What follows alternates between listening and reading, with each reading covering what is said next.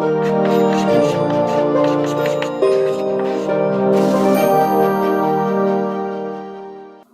Video में बात करेंगे हम लोग मैनेजमेंट के क्या क्या ऑब्जेक्टिव्स होते हैं, प्रबंधन के क्या क्या उद्देश्य होते हैं।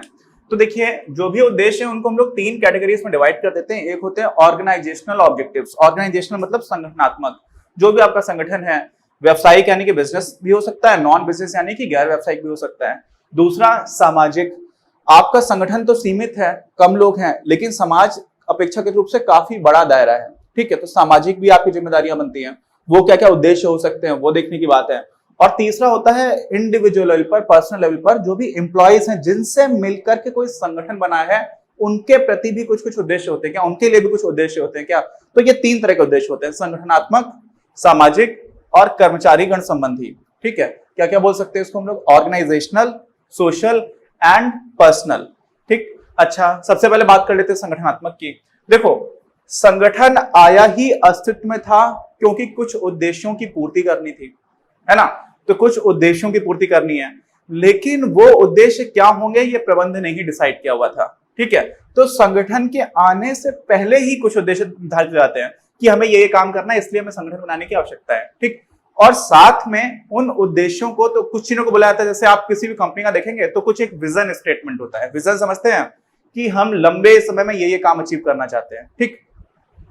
जैसे मान लीजिए हम लोग जो काम कर रहे हैं, बहुत कम लोग हैं, बहुत छोटी सी टीम है, लेकिन हमारा उद्देश्य है कि कक्षा 12 तक के सभी विद्यार्थियों को सभी विषयों में गुणवत्तापूर्ण शिक्षा उनकी खुद की भाषा में उपलब्ध कराई जाए, ठीक। तो हिंदी है, बाकी भारतीय भाषाएं हैं, और इंग्लिश में भी किया जाए। ऐसा नहीं है कि इंग्लिश में ना छोड़ दिया जाए, लेकिन पहले जो अपनी प्रमुख भारतीय भाषाएं उनमें सबको मिले। तो ये हमारा विजन है। क्यों? क्योंकि ये कर पाना एक दिन का तो काम नहीं है, एक लाइफ टाइम का काम हो सकता है, ठीक, जिसमें बहुत समय लग सकता है, बहुत सारे लोगों की मदद लग सकती है।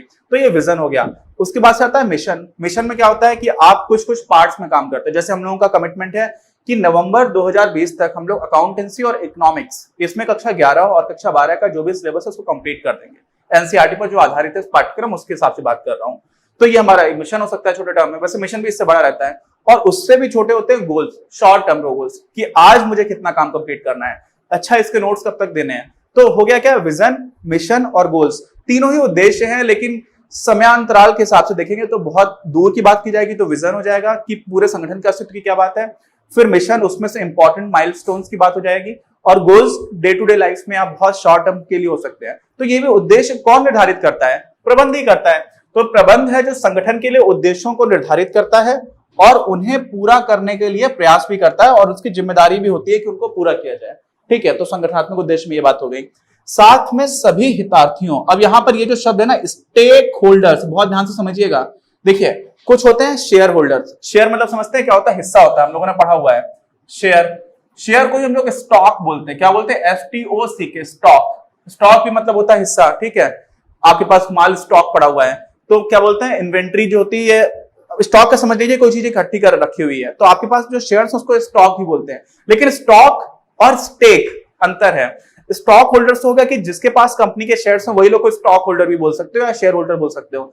स्टेक होल्डर में होता है वो सारे लोग जिन पर कंपनी का प्रभाव पड़ रहा है। तो कंपनी का प्रभाव तो हो सकता है कि मैं कंपनी में शेयर होल्डर नहीं हूं, लेकिन मुझ पर भी पड़ रहा है। जैसे मैं कंपनी का कस्टमर हो सकता हूं। मान लीजिए कोई भी कंपनी है, HDFC बैंक है, तो HDFC बैंक का अगर मैं कस्टमर हूं तो मैं भी स्टेक होल्डर हो गया। मेरे पास शेयर्स होना जरूरी नहीं है, लेकिन मेरे ऊपर फर्क पड़ रहा है। एम्प्लॉइज जो है कंपनी के, उनके ऊपर भी फर्क पड़ रहा है।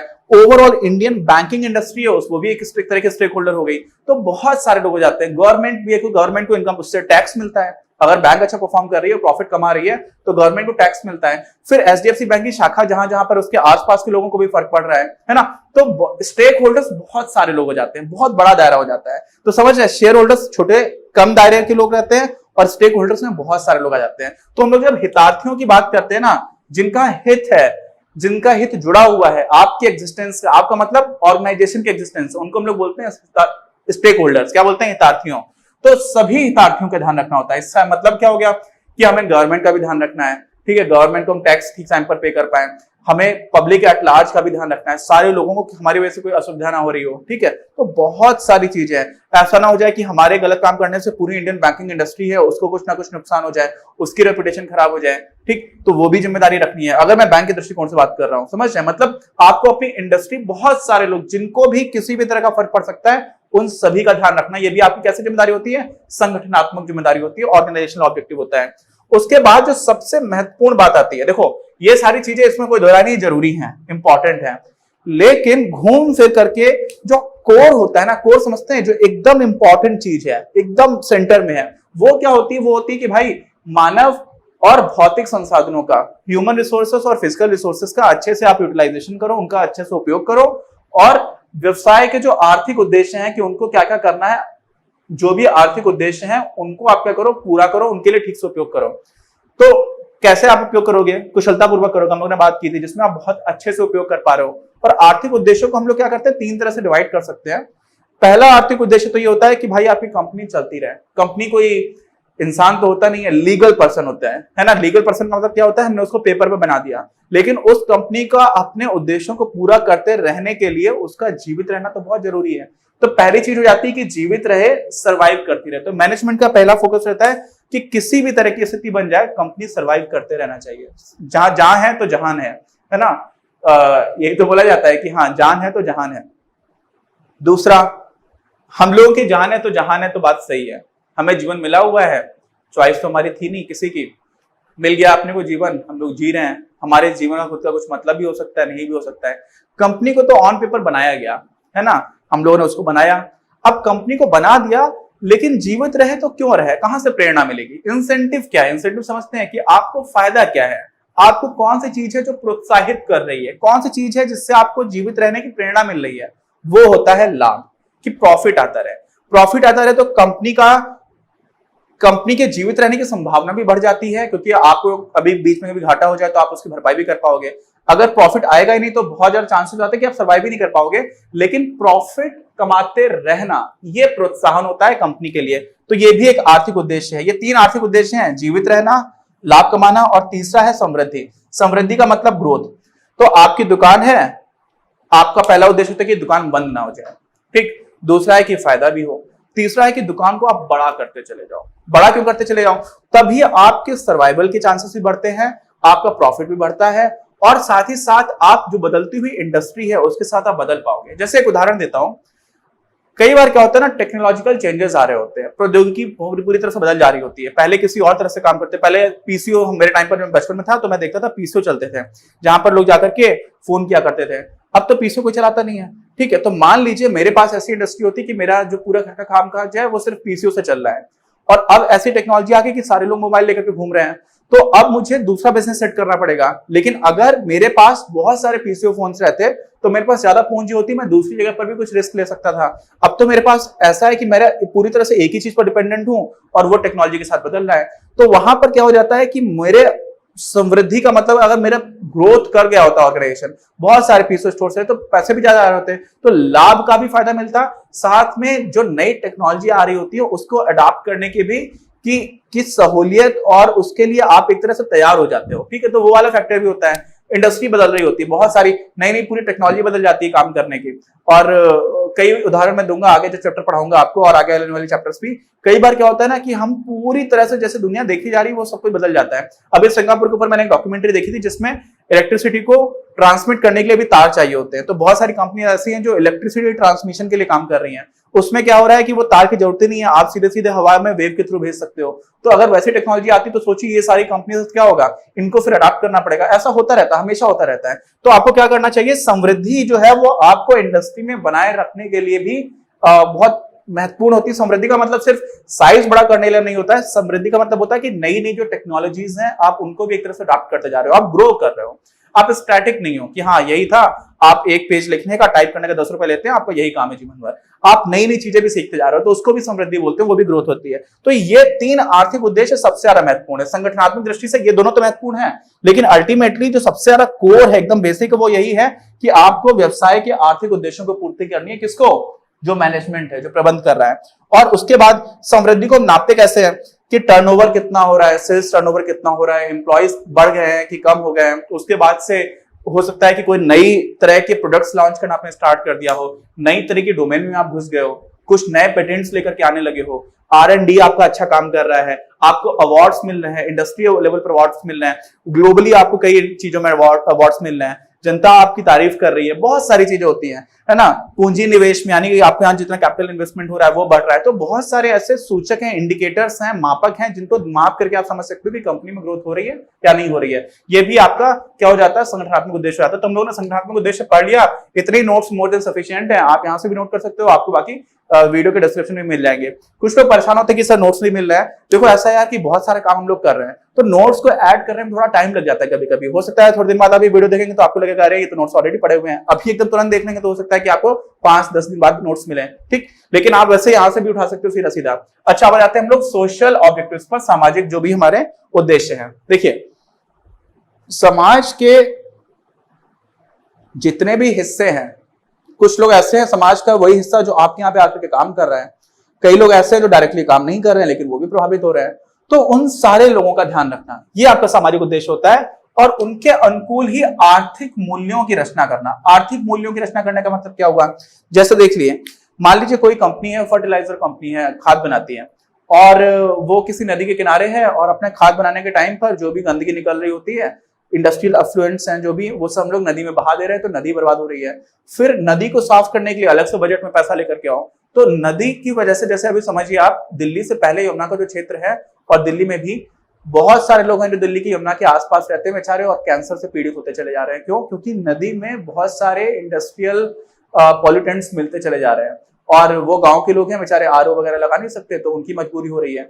तो आप ये समझिए कि जो इंडस्ट्री पैसे कमा रही है, वो इतने सारे लोगों को कैंसर हो जाने की बीमारी का खर्चा तो उठा नहीं रही है, साथ में पहले ही आप कैंसर दे भी क्यों रहे हो, है ना। तो एक तरह से इन लोगों की वजह से इतने सारे लोगों को नुकसान भी तो हो रहा है ना। तो यहाँ पर सरकार की जिम्मेदारी भी आती है, लेकिन कंपनी की भी जिम्मेदारी आती है कि हर तरह का किसी के ऊपर आर्थिक रूप से नेगेटिव इंपैक्ट ना पड़े, जो कि उस वाले केस में हो रहा है, ठीक। तो अभी क्या कर सकते हैं, अब हम लोग, सबसे पहली चीज होती है कि उत्पादन जो भी है ना, वो पर्यावरण अनुकूल पद्धति, जिसको हम लोग बोलते हैं इन्वायरमेंट फ्रेंडली टेक्नोलॉजी, उसको आप अपनाइए, जिसमें इन्वायरमेंट को कम से कम नुकसान हो रहा हो। क्यों?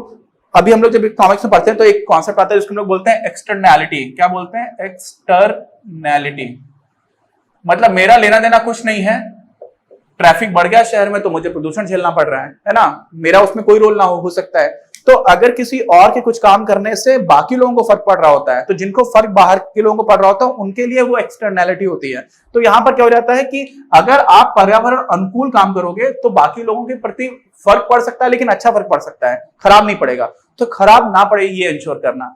ऐसे ही जो वंचित वर्ग है, मान लीजिए आपने ऐसी जगह पर फैक्ट्री लगाई हुई है, अभी जैसे क्या होता है झारखंड छत्तीसगढ़ में बहुत बार ऐसा हुआ है कि वहां की जो लोकल पॉपुलेशन है उन लोगों को उतना फायदा नहीं हो रहा। वहां पर बहुत सारा खनन का काम चल रहा है, माइनिंग का काम चल रहा है, बड़ी बड़ी कंपनीज आकर के वहां पर खनन कर रही हैं, लेकिन वहां के जो लोकल रहने वाले लोग हैं उन्हीं को उसमें एम्प्लॉयमेंट नहीं है, बाहर के लोग आकर के कर रहे हैं। तो फिर एक तरह से छलावा जैसा महसूस होता है बहुत सारे लोगों को, ये तो मेरे साथ ठीक नहीं हुआ, ऐसा लगता है। तो वो ना हो। साथ में कहीं पर अगर सामाजिक दृष्टिकोण से कोई वर्ग है जो बहुत ज्यादा वंचित है, जिसके पास आर्थिक संसाधन नहीं है, सामाजिक दृष्टिकोण से भी उसके साथ छुआछूत का या फिर किसी भी तरह का जो सामाजिक कुरीतियां हैं उस तरह की चीज चलती आ रही हो, तो कंपनी की ये भी जिम्मेदारी बनती है कि उसको भी थोड़ा ठीक किया जाए। और इसी में एक नई चीज निकल करके आती है जिसको हम लोग बोलते हैं, नया कॉन्सेप्ट है, इसको बोला जाता है कॉर्पोरेट सोशल रिस्पॉन्सिबिलिटी। यहाँ पे थोड़ा सा ध्यान रखिएगा, ये जो हम लोग सामाजिक उद्देश्य की बात कर रहे हैं ये सिर्फ कंपनीज के लिए नहीं कर रहे हैं, किसी भी तरह का कोई भी संगठन है उसके लिए बात करें, क्योंकि मैनेजमेंट हम लोगों ने पढ़ा था ऑल परवेसिव है, व्यवसाय को छोड़कर के बाकी अलग अलग तरह के संस्थानों में भी जरूरत पड़ती है। लेकिन अगर हम लोग कंपनीज की स्पेसिफिकली बात करें तो उनके लिए एक चीज बोला था कॉर्पोरेट सोशल रिस्पॉन्सिबिलिटी। जो भी कंपनीज हैं उन लोगों की क्या क्या जिम्मेदारी बनती है समाज के प्रति, तो उसको हम लोग दो तरह से देख सकते हैं। एक तो कंपनी की स्वयं अपने प्रति, कंपनी के जितने भी स्टेक होल्डर्स हैं, हितार्थियों के, स्टॉक शेयर होल्डर्स नहीं, स्टॉक होल्डर्स नहीं, हितार्थियों यानी कि स्टेक होल्डर्स के प्रति, और पूरे समाज के प्रति, इन तीनों के प्रति उसकी जिम्मेदारी बनती है। और साथ में आर्थिक प्रगति करना तो है ही, लेकिन साथ में सामाजिक प्रगति भी हो रही हो और पर्यावरणीय प्रगति भी हो रही हो, पर्यावरण को नुकसान ना हो रहा हो। कई हैं, बहुत सारी कंपनीज हैं जो बहुत बड़ी सी जमीन ले लेती है, उसके बाद से अपना काम चला रही होती है और उस जमीन में अच्छे से वृक्षारोपण कर रही होती है, वैसा काम भी होता है ना। तो ये क्या हो जाता है, ये हमारा हो जाता है कि इस तरह की जिम्मेदारियां हैं। और भारत में जो CSR है, कॉर्पोरेट सोशल रिस्पॉन्सिबिलिटी, भारत दुनिया का पहला ऐसा देश है जिसने कानूनी रूप से कंपनीज को अपने पिछले 3 साल के औसत लाभ का 2% कॉर्पोरेट सोशल रिस्पॉन्सिबिलिटी के लिए देने का एक तरह से व्यवस्था बना रखी है कि आपको देना पड़ेगा जो भी कंपनीज है। कितना? 2%, तो बहुत बड़ा अमाउंट नहीं रहता है, लाभ का 2%, रेवेन्यू का नहीं, लाभ का, तो वो और भी छोटा हिस्सा हो जाता है उसका 2%। लेकिन फिर भी अच्छी बात है कि वैधानिक रूप से हमने कर रखा है। ये कहां पर है? सेक्शन 135 है हमारे जो कंपनीज एक्ट है उसका, कंपनी अधिनियम का। ठीक है, तो ये हमारी हो जाती है सामाजिक जिम्मेदारियां। किसकी? किसी भी प्रबंध की, किसी भी मैनेजमेंट की, जो किसी भी ऑर्गेनाइजेशन का मैनेजमेंट उसकी। अच्छा, अब आ जाते हैं कंपनी के जो कर्मचारी हैं, जिन लोगों से मिलकर के कंपनी बनी हुई है। यहां पर हम लोगों ने थोड़ी सी बात की थी अपने पिछले वीडियो में शायद, या पिछले से पिछले में की थी। देखो, कंपनी जिन लोगों से मिलकर के बन रही है, कोई भी संगठन जिन लोगों से मिलकर के बन रहा है, सारे लोगों की पर्सनालिटी अलग अलग है, सबका व्यक्तित्व अलग अलग है, सारे लोगों का संगठन ज्वाइन करने का उद्देश्य अलग अलग है। संगठन का अपना एक उद्देश्य है, उन लोगों का उद्देश्य संगठन के उद्देश्य के साथ अलाइंड है, लेकिन बाकी बहुत सारे अपने अपने अलग अलग उद्देश्य हैं। उनकी आवश्यकताएं अलग अलग हैं। क्या है? उनकी आवश्यकताएं भी अलग अलग हैं। कंपनी या किसी भी तरह के संगठन में उनकी जिम्मेदारियां भी अलग अलग हैं। आपका ये रोल है, आपको ये काम करना, आपको ये काम करना, आपको ये काम करना है, वो भी अलग अलग है। तो लोग बहुत सारी चीजें अलग अलग लेकर के आते हैं। उनके अपने पास्ट अनुभव अलग अलग हैं, उनकी पृष्ठभूमि, बैकग्राउंड, किस तरह के बैकग्राउंड से आते हैं। उनकी माता पिता बहुत ज्यादा पढ़े लिखे थे, बहुत कम पढ़े लिखे थे, उनके पास पैसा था, नहीं था, शहर में रहते थे, गांव में रहते थे, विदेश में भी रहे हैं, नहीं रहे हैं, बहुत सारी चीजें। तो ये सारा उनका एकेडमिक बैकग्राउंड कैसा है, पढ़ाई लिखाई की है, नहीं की है, तो ये सारी चीजें क्या होती है, सबकी अलग अलग होती हैं। जिन लोगों से मिलकर के आपका संगठन चल रहा है, और समाज आपकी जो संगठन है उसका अपना उद्देश्य है, तो ये सारी चीजों के साथ वो किस तरह से जो संगठन है उसके उद्देश्यों के साथ अलाइंड हो पाए, लगभग उस संगठन के उद्देश्य की पूर्ति करने के लिए काम कर पाए, ये इंश्योर करना, ये भी आपके प्रबंध का काम होता है। साथ में प्रतियोगी वेतन और अन्य लाभ। अब देखो, जो भी इंडिविजुअल्स है, मुझे लग रहा है कि यार मैं तो सॉफ्टवेयर इंजीनियर हूं, तो इंडिया में बहुत सारी कंपनीज जो अच्छा पैसा दे रही हैं, अमेजॉन है, फेसबुक है, गूगल है, अडोबी है, बहुत सारी कंपनीज जो पैसे देती है अच्छे। तो मुझे लगता है कि अगर मेरी कंपनी मुझे अच्छे से पैसे नहीं दे रही है तो मैं दूसरी कंपनी में चला जाऊं। तो अगर मैं वास्तव में अच्छा काम कर रहा था और मैंने कंपनी बदल ली, तो जो मेरी पुरानी कंपनी थी उसके लिए अच्छा नहीं हुआ ना। तो संगठन के दृष्टिकोण से भी महत्वपूर्ण होता है कि जो मुझे सैलरी मिल रही है वो प्रतियोगी वेतन हो, कॉम्पिटिटिव हो, ऐसा ना हो कि मुझे बहुत कम पैसे मिल रहे हो। और साथ में अन्य लाभ। अन्य लाभ का मतलब क्या होता है? जैसे बहुत सारी कंपनीज हैं फार्मास्यूटिकल्स में, इंडिया फार्मास्यूटिकल्स में बहुत अच्छा काम करता है, तो बहुत सारे लोग हैं जो वर्ल्ड टूर में किसी किसी कंट्री घुमा देते हैं, है ना। इसी तरह से बीच बीच में आपको घर का सामान देते रहते हैं, आपकी फैमिली के ट्रिप लगवा दी, बहुत सारी चीजें ऐसे रहती है, छुट्टियां ज्यादा दे दी। तो बहुत सारी चीजें ऐसी है कि सिर्फ सैलरी नहीं होती, सैलरी को छोड़कर के और भी जो अन्य लाभ होते हैं उसको हम लोग इंग्लिश में बोलते हैं पर्क्स, है ना, पर्क्स। एक मूवी देखी थी मैंने कॉलेज के टाइम पर, काफी सही लगी थी, perks of being a wall flower, है ना। अब चलो मैं लिखता नहीं हूँ, सब्जेक्ट नहीं है। तो जैसे कोई दीवार पे फूल लगा होता है ना, कभी देखते हैं हम लोग, पीपल का पेड़ वगैरह उगाता है दीवार पर, तो उसको कोई ध्यान नहीं देता, उसको कोई भाव नहीं दे रहा होता है, लेकिन उसके भी कुछ कुछ फायदे हो सकते हैं। तो इसके ऊपर उस दृष्टिकोण से एक मूवी बनी थी, उसका नाम था, खैर वो हटाते हैं। तो अभी क्या जाते हैं, प्रतियोगी वेतन होना चाहिए, अन्य लाभ होना चाहिए, और उसके बाद से होता है क्षेत्र में पहचान। क्षेत्र में पहचान का मतलब क्या होता है कि मैं एक प्रोफेसर हूं, मान लीजिए केमिस्ट्री का, मैं अपना काम कर रहा हूं और बाकी के जो मेरे केमिस्ट्री के प्रोफेसर हैं वो मुझे पहचानते ही नहीं है। ठीक है, मेरी ऐसी यूनिवर्सिटी है जो कुछ मेरा काम पब्लिश नहीं होने देती है, या मेरा जो काम पब्लिश किया हुआ है उसको अच्छे से भाव नहीं मिलता है। तो मेरी एक इंटर्नशिप थी national council of applied economic research में, NCAER बोलते हैं। तो वहां पर एक रिसर्चर थे और वो काफी यंग रिसर्चर थे। तो कुछ लोग ऐसे होते हैं जिनको पीयर रिकॉग्निशन की बहुत ज्यादा वो रहती है कि हाँ सारे लोग मुझे पहचाने। तो मैं इंटर्न था, तो उन्होंने मुझे ला करके अपने कार्ड्स दे रहे थे। लोग, बहुत सारे लोग कार्ड प्रिंट करके रखते हैं कि मैं ये काम कर रहा हूँ, तो मुझे बोल रहे थे कि सारे लोगों को दे देना, जो मीडिया पर्सन उनको भी जाकर के दे दो। तो मैं क्या करता था, मैं दे रहा था, लेकिन वो बार बार आकर के मुझे बोल रहे थे नहीं सबको दे दिया कि नहीं दे दिया, सबको दे दिया है। तो बहुत सारे लोगों को पीयर रिकॉग्निशन का बहुत वो रहता है कि हाँ सारे लोग मुझे पहचाने, कम से कम मेरी इंडस्ट्री में काम करने वाले लोग हैं। तो वो भी कंपनी को या किसी संगठन को इंश्योर करना चाहिए कि अगर आप कंपनी के अंदर रहकर के कोई अच्छा काम कर रहे हैं तो उस क्षेत्र से संबंधित लोगों को आपके काम के बारे में पता चलना चाहिए, वो भी हो जाता है। फिर व्यक्तिगत समृद्धि एवं विकास, ये और ज्यादा हायर लेवल एक ऑब्जेक्टिव होता है कि जो लोग भी काम कर रहे हैं उन लोगों को अपने व्यक्तिगत विकास का स्कोप मिलता रहे। ऐसा नहीं है कि कंपनी का जो काम है सिर्फ वही काम रह गया जीवन में, बाकी सारे एस्पेक्ट्स खत्म हो गए। अपने फिलोसॉफिकल इश्यूज होते हैं, इंटेलेक्चुअल इश्यूज होते हैं, चिंतन करने की बात होती है, बाकी बहुत सारी चीजें हो सकता है कि आप कुछ और तरह की लाइफ थोड़े दिन के लिए जीना चाह रहे हो, तो उन सारी चीजों का भी ध्यान रखने की जरूरत होती है। जैसे जैसे आप कंपनी को बड़ा करते जाएंगे, मजबूत करते जाएंगे। क्यों? क्योंकि किसी भी तरह का संगठन तभी चल सकता है जब उसमें लोग काम करने वाले संतुष्ट हैं और वो सारे लोग मिल करके एक अच्छी भावना से काम कर रहे हैं। तो ये हमारे क्या हो जाता है, जो भी उद्देश्य है उनको मैंने थोड़ा थोड़ा करके बता दिया। इसी में कुछ और भी था, हाँ ठीक है, सारी चीजें हो गई, कुछ नहीं छूटा है। मैंने एक कुछ शेयर पढ़ा था, वो तो खैर छोड़ देते हैं, आगे कहीं बता दूंगा आपको। तो मिलते हैं अगले वीडियो में। नोट्स यहाँ पर सारे कुछ दे रखे हैं, बाकी आपको डिस्क्रिप्शन में भी लिंक मिल जाएगा, थोड़ा टाइम लग सकता है। मिलते हैं अगले वीडियो में। चैनल सब्सक्राइब नहीं किया तो सब्सक्राइब कर लो यार, बाकी लोगों के साथ शेयर भी कर दीजिए आप लोग। इस वीडियो के प्रायोजक हैं आप, और अगर आप ऐसे ही और वीडियोस बनाने में हमारी मदद करना चाहते हैं तो पैट्रियन पर जाकर या फिर स्क्रीन पर दिए गए QR कोड को स्कैन कर अपना योगदान जरूर दें। अपनी क्लास का उद्देश्य आप सभी के लिए आप ही की भाषा में गुणवत्तापूर्ण शिक्षा उपलब्ध कराना है। कक्षा 12 तक के सभी प्रमुख विषयों पर हम वीडियोस बना रहे हैं और कुछ विषयों पर वीडियोस आपके अपने चैनल अपनी क्लास की ही अन्य प्लेलिस्ट पर अपलोड भी हो चुके हैं। ज्ञान के प्रकाश से देश को सशक्त बनाने के हमारे इस प्रयास में इस चैनल को सब्सक्राइब करके और लोगों के साथ शेयर करके अपना बहुमूल्य योगदान जरूर दें। पढ़ेगा इंडिया तो बढ़ेगा इंडिया।